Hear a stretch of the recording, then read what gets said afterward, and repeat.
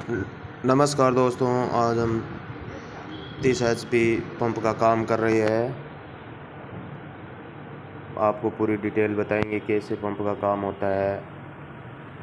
दोस्तों, ये नेगरिंग सेट नया गल गया और इसके अंदर बुश है, बुश नया डाल दिया और इसके अंदर स्टील बुश और भी गलेगा।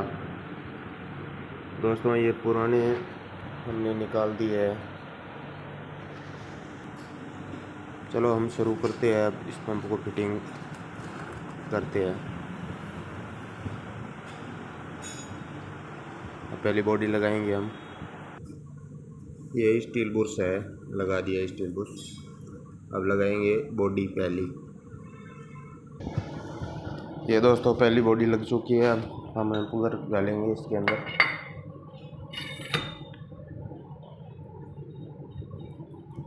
ये थोड़ा टाइट है, इसकी रेती लगानी पड़ेगी।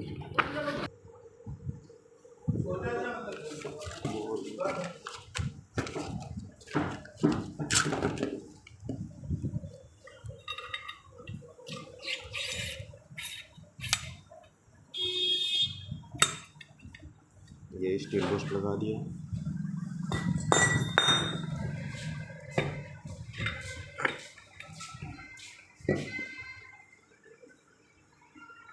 ये खांचा इस खांचे के छिद्र में रहना चाहिए।